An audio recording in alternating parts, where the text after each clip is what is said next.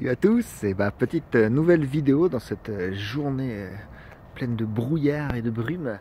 Je suis à Templemar, donc c'est au sud de l'île, et à Templemar je suis venu voir une petite société sympathique d'économie solidaire. Et pareil, j'ai des petits liens avec puisqu'on a démarré dans l'ESS ensemble à peu près à la même époque. Et je suis venu voir Croque la Vie. Croque la Vie, c'est quoi? C'est des repas bio pour les crèches. Voilà. La cuisine bio des moins de 3 ans. Croque la Vie, c'est une société de l'économie sociale et solidaire qui a été fondée par Anthony, qu'on vient voir, et qui va nous présenter un petit peu comment il fait son activité. Voilà, Anthony est là. Salut Anthony. Salut Lien. Ça va camarade? Ça va. Très bien. Bon, alors je suis venu voir ce que tu fais ici à Croque la Vie. Ouais. Donc Croque la Vie, c'est quoi? C'est une boîte que tu as fondée en 2009, ça fait 10 ans maintenant. 2009, c'est ça. On va aller là-haut, il fait un peu plus chaud. Allez. On va rester en couloir. C'est l'hiver. Ce sera un peu plus simple pour discuter. Donc je disais que nous, notre petite histoire commune, c'était qu'on s'est connus à la PES au début. Ouais. Au début de la création de nos boîtes, c'est à peu près les mêmes années. C'est ça. Et donc on a entrepris dans des domaines différents, mais avec les mêmes valeurs de l'ESS. Donc là, on est chez Croque la Vie. Bonjour tout le monde. Bienvenue chez nous avec cette équipe studieuse, ils sont au taquet alors qu'il est très tôt le matin. Bon, on va se poser 2 secondes derrière. Ouais, on va se poser derrière. Ouais. Voilà, donc ça c'est des nouveaux locaux. Tu as construit ça quand? Alors, nous on est arrivé ici il y a 2 ans maintenant, en mai 2017 exactement. Tiens, on va se mettre au comptoir comme au troquet. Ouais, on est arrivé ici il y a 2 ans, on a travaillé pendant une paire d'années sur Hoopline depuis le démarrage. Et puis face au développement, face aux besoins qu'on avait, on a dû changer d'outil de production et venir dans ces locaux qui sont 4 fois plus grands que ceux qu'on avait à Hoopline. Et c'est tes locaux maintenant? Et maintenant c'est nos locaux. Alors c'était déjà nos propres locaux, puisque au tout départ, on a commencé, je vais te dire déjà l'activité qu'on fait. On fait la restauration collective pour les crèches 100% bio. Et la restauration collective, c'est une activité qui est extrêmement capitalistique. Pourquoi? Parce qu'il y a des normes très très fortes et on a besoin de moyens assez importants. On ne peut pas faire de la cuisine dans notre petite cuisine au bout du jardin. Il faut tout de suite des choses qui soient très très normées. Et au démarrage, on a commencé nous chez un traiteur qui nous prêtait ses locaux. Et très très vite, on est parti dans nos propres locaux au bout d'1 an, 1 an et demi, parce que le projet fonctionnait plutôt bien et on n'avait pas suffisamment de capacité dans ces premiers locaux, donc on a déménagé. Et je pensais qu'on allait rester dans ces locaux sur Hoopline pendant 10 ans, 15 ans, 20 ans, on ne sait rien, en tout cas toute la vie, Croque la Vie, et il s'est avéré que très très vite on a dû déménager, parce que, quand je dis très vite, au bout de 4 ans, on a dû commencer à réfléchir à déménager parce que l'outil de production était complètement T'as trop bien travaillé, c'est de ta faute. T'as qu'à pas faire du travail de qualité, ça, sinon après je vais te grandir. Alors, donc tu as dit tu fais des repas bio pour les crèches, là je vois un petit peu des affiches que tu as mis sur tes valeurs. Eh bah ouais, regardez, moi j'aime bien ça. Il est normal que vous exigiez de nous le meilleur. Et ici, vous avez le droit de savoir ce que nous mettons dans son assiette. Je vois de la transparence, je vois de la qualité. C'est les premières valeurs en fait. Oui, tout à fait. C'est-à-dire que nous, on se revendique fortement de l'ESS, de l'économie sociale et solidaire. D'ailleurs, sinon, je pense qu'on ne serait pas ensemble en train de parler là maintenant aujourd'hui. Mais l'activité de restauration collective s'inscrit avant tout dans un marché qui est extrêmement concurrentiel. Et avant d'acheter nos clients, si tu veux, avant d'acheter l'ESS, ils achètent du bon, ils achètent de la qualité, ils achètent de la qualité de la relation humaine, ou de la relation commerciale, etc. Et moi, si je voulais pouvoir porter ce projet et qu'il puisse réussir et être pérenne surtout, la première chose, la première condition, c'était de faire un super produit. Voilà, c'était d'avoir une exigence en termes de qualité qui soit très très forte. Et aujourd'hui, je pense qu'on est reconnu chez nos clients comme étant je ne vais pas dire le meilleur parce que j'ai un petit peu de modestie quand même, mais en tout cas de faire quelque chose d'extrêmement qualitatif sur les repas, sur le goût et surtout sur la qualité de la relation humaine. Pour moi, c'est quelque chose qui est hyper important, ça. C'est que l'ESS qui fonctionne et qui marche, c'est d'abord de la réussite, de la qualité, de la compétitivité. L'ESS est compétitive, sauf que la question c'est où est placée la compétition. Si la compétition est placée uniquement sur le prix et qu'on ne juge pas la qualité des choses, et ben effectivement on a une compétition qui va et qui détruit la planète, qui détruit le social, et ça on le connaît. L'ESS c'est quelque chose de plus équilibré où la compétition elle est aussi sur l'environnemental, elle est sur le social, elle est sur la qualité de service, elle est à 360 degrés.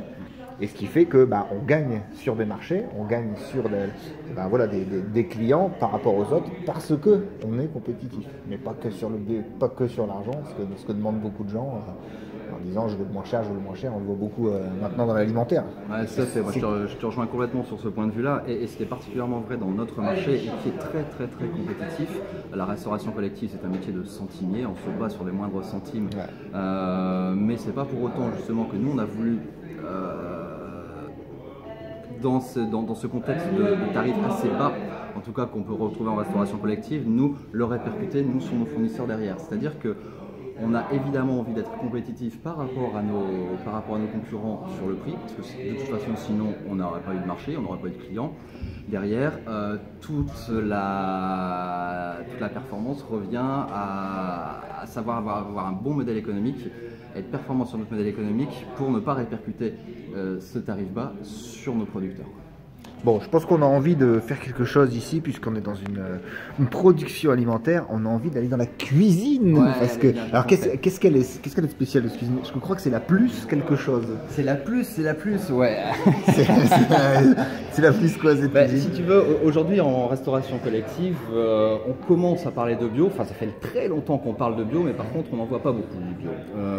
Alors, c'est un peu moins vrai depuis un an ou deux. Effectivement, le bio est en train d'avoir un gros développement, mais aujourd'hui, en tout cas, on peut se revendiquer comme étant la première cuisine privée 100% bio de France. Il n'y a pas de cuisine privée, en tout cas à ma connaissance, 100% bio ailleurs en France.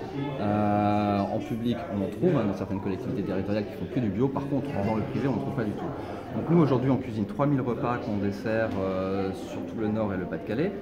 Un peu la Belgique également. Ça représente 250 crèches que l'on livre tous les jours, qui sont cuisinées par une trentaine de personnes ici.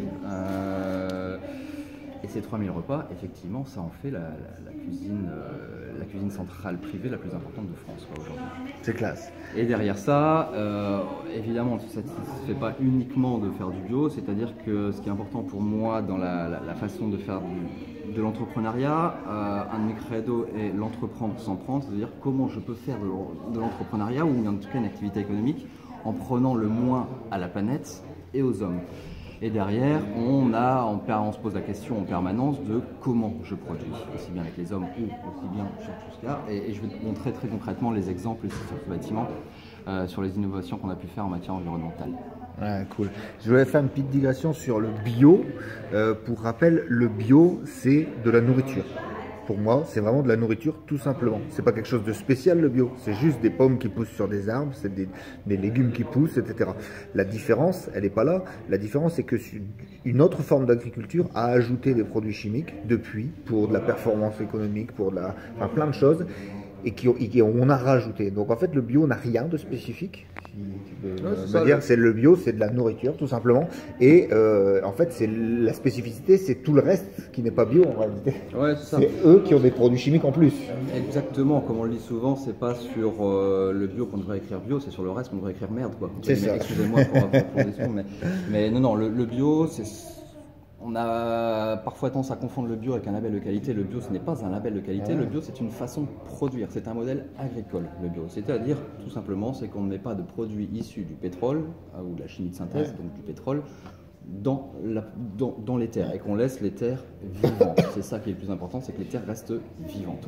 Et il n'y a pas que ça, il y a aussi des questions de certains antibiotiques, il y a des questions de surface, il y a des cahiers des charges qui sont effectivement très spécifiques, mais si on doit synthétiser, grosso modo, c'est de dire qu'on a un modèle agricole qui respecte au maximum la planète. Évidemment, il y a toujours parfois un petit peu des limites ou des choses à redire, comme dans tout modèle, évidemment. Oui, bien sûr. Mais globalement, si on doit le synthétiser, c'est je ne mets pas de pétrole sur mes terres agricoles. Voilà, donc le bio, c'est pas quelque chose de spécifique. Le bio, c'est juste de la nourriture normale.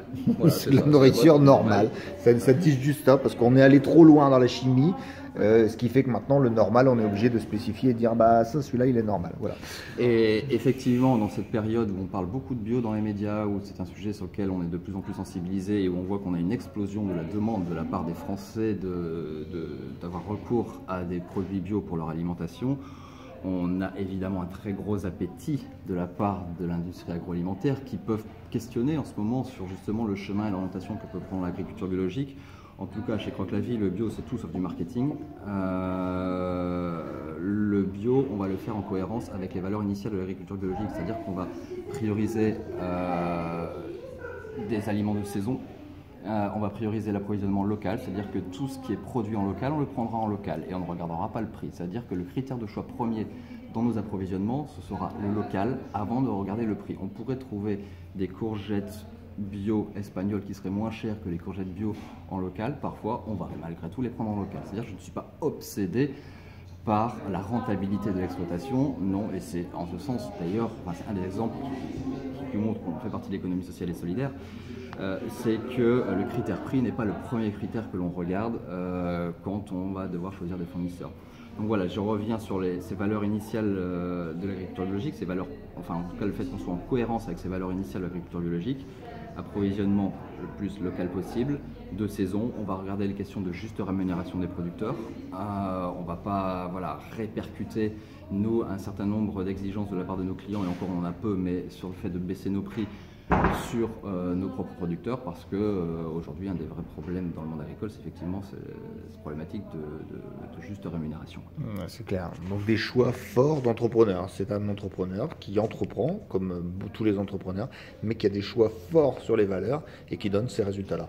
Bon, on va se transformer. Allez, on va mettre la Charlotte. Allez, transformation. Hop, magie. Donc là, on est équipé. Ouais, on est équipé. Pour aller visiter la cuisine. C'est parti. Allez, je te suis. Moi, ça va dire que tu es habilité aujourd'hui. Wow. Eh, vous avez de la chance, vous allez pouvoir rentrer dans la cuisine. Allez, c'est parti. Bonjour. Bonjour. Bonjour. Allez, on y va. Alors, Ah, il fait froid, il fait froid. ça caille. Eh bien, on commence par les stocks. On a différents stocks dans la cuisine. Ici, on est en stock sec. C'est-à-dire c'est tout ce qui est produit sec, donc c'est tout ce qui est produits d'épicerie, les huiles, les pâtes, les épices, les gâteaux, etc. Donc voilà, comme tu peux le voir, enfin je sais pas si tu peux le voir parce que tu n'as peut-être pas regardé à chaque étiquette, mais effectivement tout est bio. Ouais, on va pas regarder le détail, les gens auront l'occasion de venir visiter quand tu fais les portes ouvertes. Voilà, c'est ça. On va aller là juste après, mais on va commencer par ici parce que c'est là où tout commence. C'est-à-dire que c'est ici où se passe l'arrivée de toutes nos matières premières. Grosso modo, c'est à peu près, si je te donne juste un ordre de grandeur, toutes les semaines on a 700 kg de patates qui arrivent et à peu près une tonne de pommes toutes les semaines. Évidemment, on a bien d'autres ingrédients, mais c'est ici que tout arrive. On fait juste un petite sortie dehors avec, tu vois, Beaubourg là-bas avec tous ces gros tuyaux. Alors ça c'est un truc dont je suis particulièrement fier. C'est un musée d'art moderne. Ouais, un peu, ouais. Et puis ça nous change un petit peu de l'ancienne cuisine où je venais, où on avait plutôt des petits tuyaux. Là, le fait d'être venu ici dans cette cuisine dont je te disais qui est 4 fois plus grande que la précédente, et ben on a dû avoir des process un peu plus importants et on a dû avoir ces gros tuyaux. Au début je me dis qu'est-ce que c'est que ces gros tuyaux? Et alors on a toute la ventilation, mais tu vois le truc qui est ouvert là, c'est notre production de froid. On a sorti notre production de froid à l'extérieur du bâtiment. Et aujourd'hui, la production de froid est quelque chose qui est assez polluant dans les cuisines centrales habituellement. Et nous, on a fait le choix, quand on a voulu investir dans ce nouveau bâtiment, de faire une production de froid au CO2. Alors, je ne vais pas rentrer dans des considérations thermodynamiques, etc., parce que ça va emmerder tout le monde. Mais aujourd'hui, le CO2, tu sais comme moi qu'on en a un petit peu trop. Donc forcément, le fait de produire avec du CO2, ça nuit un petit peu moins à la planète. Et le fait de produire du froid avec le CO2 est aujourd'hui... Alors voilà, c'est un pacte presque neutre aujourd'hui en termes de gaz à effet de serre et de réchauffement climatique. Encore un choix technique qui est fait. Et on a été, à l'époque en tout cas, la seule cuisine au nord de Paris, avec la cuisine centrale d'Amiens, à opter pour ce choix technologique. Donc on était déjà en avance en termes de choix technologiques pour la production. Et ce type de réflexion, on l'a sur énormément de points différents du process. Je ne vais pas te faire une liste exhaustive de toutes les innovations technologiques en matière environnementale, mais en tout cas ça démontre un petit peu l'état d'esprit dans lequel on est. C'est toujours l'entreprendre sans prendre tout ce que je peux faire pour minimiser mon impact. Je n'ai pas dit avoir un impact neutre parce qu'une production n'a jamais un impact neutre, ça c'est un leurre, hein. On n'a pas une production propre évidemment, mais on minimise notre impact sur l'environnement et dès qu'on pouvait faire des choses, on le faisait. Voilà. Ça c'est intéressant parce que en fait on voit bien la différence entre une entreprise on va dire classique qui va chercher à faire de la RSE de surface et qui va dire bah, je vais choisir un truc et je vais améliorer un truc. En fait là quand on est souvent dans l'économie sociale et solidaire, c'est les valeurs de base qui font qu'à chaque fois qu'on mène une réflexion, qu'on a un choix stratégique à faire, politique dans l'entreprise, etc.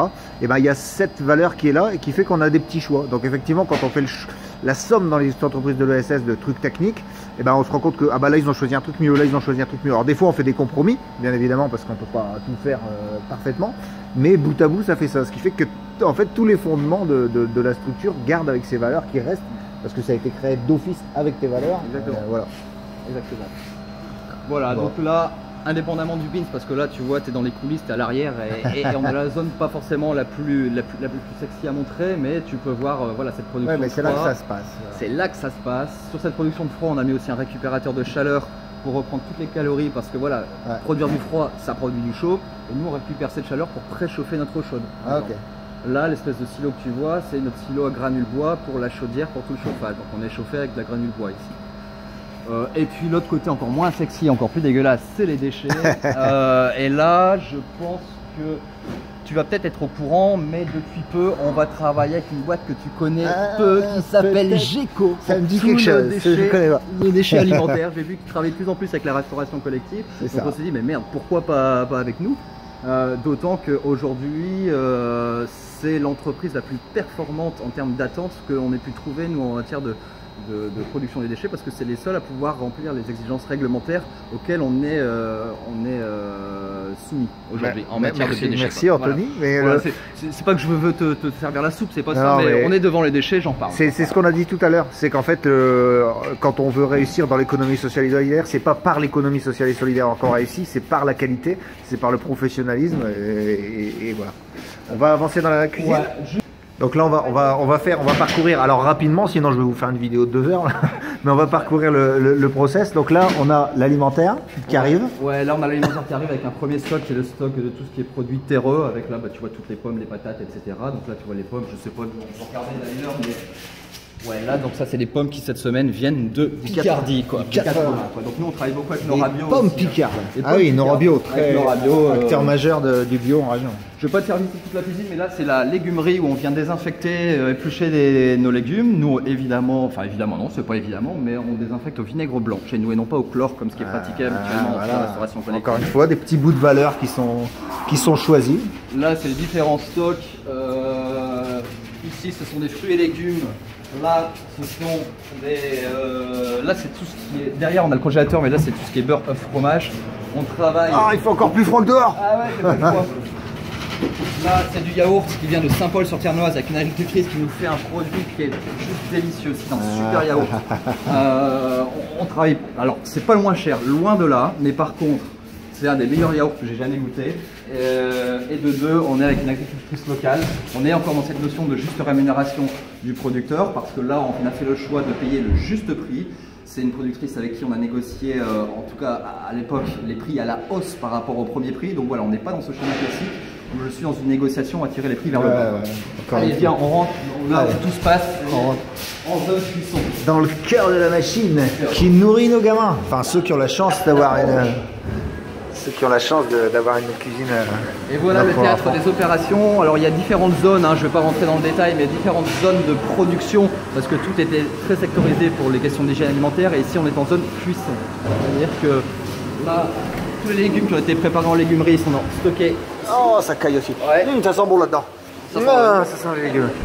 Alors là, la production est terminée pour l'instant, donc c'est pour ça que tu vois que tout est propre. Ah ouais, d'accord. On a été trop long. Ils sont partis en pause. Et ils commencent à 5 h les mecs. Hein. Ils commencent à 5 h du matin. Ah ouais, pour que ce soit prêt forcément. À 3 h certains. Voilà les marmites, etc. Et là, on a encore une recette qui est en cours de conditionnement par Mani et Christelle. Bonjour. Là, ce sont des petites carottes sauce blanche, légumes sauce blanche. Voilà. Voilà, et donc ça part pour les gamins. Et là je te présente Anthony, le chef de prod. Salut Anthony. T'as été la journée aujourd'hui? Nickel. Ouais, nickel, ça va? Ta cellule, elle se répare ou pas? Ouais, c'est là, elle fonctionne et c'est là bien sûr la réparation. Voilà, bah, c'est le quotidien d'Anthony tous les jours, son boulot, il est chef de production. Le boulot de chef de production, c'est de gérer les merdes qui vont se présenter le matin en arrivant, quoi. Donc il sait jamais quel boulot il va avoir. Et tous les jours, voilà. Un mini entrepreneur, alors. Gérer les merdes, c'est un métier. Et là en ce moment il dort pas beaucoup parce que ça fait 2 nuits que son bébé fait ses dents. Et donc là, il est une autre magnifique aventure. Mais chronophage et fatigante. je connais aussi. C'est fatigant, ouais. Bon, c'est cool. Allez, et là, allez, viens, on continue. C'est ce qu'on appelle la zone préparation froide, où on fait les compotes avec Monsieur Andros. Il n'est pas là, Monsieur Andros, on va aller là-bas. On l'appelle Monsieur Andros, parce que c'est lui qui fait que les compotes tout le temps. D'accord. Dans cette pièce qui est donc climatisée, tout ce qui est transformé à froid, qui n'est pas réchauffé, on le fait ici dans cette pièce. D'accord. Et là, on est dans la partie la plus froide, après le congélateur évidemment. Je confirme, ça craille. On fait l'allotissement, donc on est à 2 degrés. Et là, c'est un gros boulot pour les loulous parce que pendant 2 heures, ils sont dans cet environnement super froid où ça caille. Et c'est un boulot qui est. Tout ça envoie. Ouais. Donc là, ça trie pour expédier, quoi. Voilà, c'est ça. En fait, tu vois, toutes les recettes, elles ont été posées sur chacune des étagères. On est classé par recette et par poids, par taille de barquette. Et derrière, voilà, il y a 250 caisses à préparer. Chaque livreur a sa petite liste, chaque personne là, qui fait l'allotissement a sa petite liste de ce qu'il doit mettre dans les caisses. Il les remplit, tac, tac, tac, tac. C'est Monsieur Andros là-bas. Tu vois là? C'est lui, Monsieur Andros avec son bouc là. C'est lui là. Regarde-le. Et ensuite, une fois qu'elles sont prêtes, elles sont mises là, prêtes à être. Et ça part en expé après. Et voilà, ça part en expé. Ah, hop, porte magique. Hop, ça part en expé derrière ici. C'est livraison. Ah bien, on se retrouve au début de ma vidéo. Et voilà. On ressort. En camion croque-la-vie. Voilà. Voilà, on a fait le tour de la plus grande cuisine centrale privée de bio de France. Voilà. Et donc c'est ici à Templemars, donc chez Croque-la-Vie. Donc vérifiez quand vous avez... alors c'est les crèches? C'est essentiellement les crèches? C'est essentiellement les crèches, ouais. Voilà, on travaille uniquement avec les crèches, on ne fait pas de scolaire du tout. Quand vous avez des crèches, alors vérifiez ce qui se passe dans la cuisine et ce que mangent vos gamins. Et vous savez que c'est possible d'avoir du 100% bio, en plus local, puisque ici en région, c'est fait ici en région. D'ailleurs, tu t'étends aussi en France? Ouais, on a créé une coopérative, alors toujours dans le respect des valeurs de l'économie sociale et solidaire, c'est-à-dire qu'aujourd'hui, c'est poser la question, nous, de notre développement, se dire, voilà, ce modèle vertueux qui a été créé dans le Nord-Pas-de-Calais, et toujours avec ces mêmes volontés de transformation sociale, pourquoi rester dans le Nord-Pas-de-Calais et autant proposer ce type de modèle à d'autres territoires, à d'autres régions en France. Donc plutôt que Croque-la-Vie devienne une grosse société sur un développement de modèle traditionnel, on a préféré accompagner d'autres entrepreneurs dans d'autres régions et de fonder un modèle non lucratif autour d'un statut SCIC, le statut SIC, pour pouvoir essaimer ce modèle ailleurs en France. Aujourd'hui, dans ce réseau qui s'appelle Kidibio, il y a donc évidemment Croque-la-Vie, mais Goutchou qui sert la région lyonnaise et Petit Bio qui sert la région de Toulouse. Et on a d'autres projets dans les cartons encore. Donc voilà, alors sur tous ces territoires, si vous êtes en contact avec une crèche, vous pouvez leur poser la question, est-ce que mon enfant mange de la nourriture saine, de qualité, sans pesticides, sans produits chimiques? Et puis vous savez que vous avez des solutions à proposer qui sont liées à Croque-la-Vie et ici à Templemars avec l'ami Anthony. Et ben merci beaucoup Anthony. Je t'en prie, au plaisir, tu reviens quand tu veux. À bientôt. Ciao tout le monde. Salut.